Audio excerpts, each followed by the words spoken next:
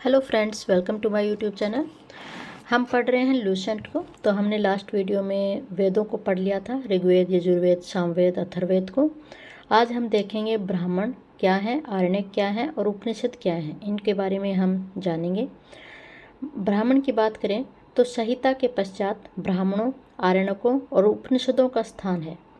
इनसे हमें उत्तर वैदिक कालीन समाज और संस्कृति के विषय में जानकारी मिलती है।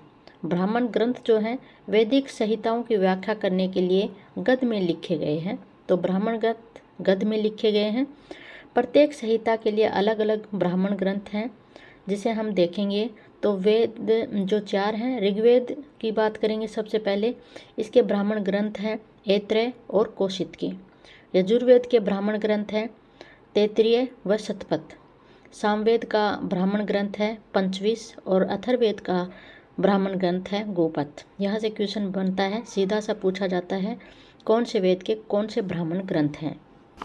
इन ब्राह्मण ग्रंथों में हमें परीक्षित के बाद और बिंबिसार के पूर्व की घटनाओं का ज्ञान प्राप्त होता है। यानी हमें इससे में परीक्षित के बाद और बिंबिसार के पूर्व की घटनाओं का हमें ज्ञान प्राप्त होता है।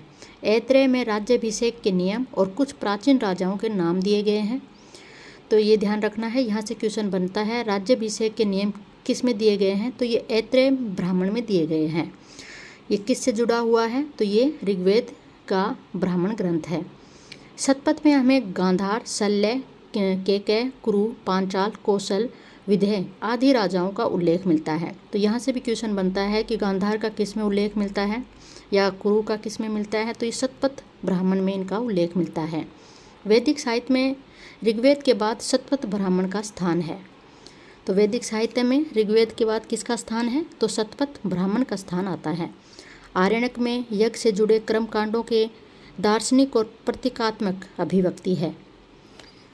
उपनिषदों की बात करें तो उपनिषदों की संख्या जो है 108 है। इसमें 13 को मूलभूत उपनिषदों की श्रेणी में रखा जाता है। इसमें यज्ञ से जुड़े दार्शनिक विचार, शरीर, ब्रह्मांड, आत्मा तथा ब्रह्म की व्याख्या की गई है। स्त्री की सर्वाधिक गिरी हुई स्थिति कहाँ पर देखने को मिलती है, तो ये मैत्रेयनी संहिता में हमें ये देखने को मिलती है। इसमें जूहा और शराब की भांति स्त्री को पुरुष का तीसरा मुख्य दोष बताया गया है।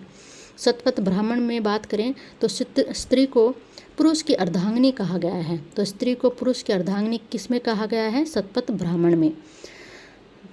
जाबालो उपनिषद की बात करें तो चारों आश्रमों का उल्लेख मिलता है। तो चारों आश्रमों का उल्लेख किस में मिलता है, क्वेश्चन बनता है, ध्यान रखना है।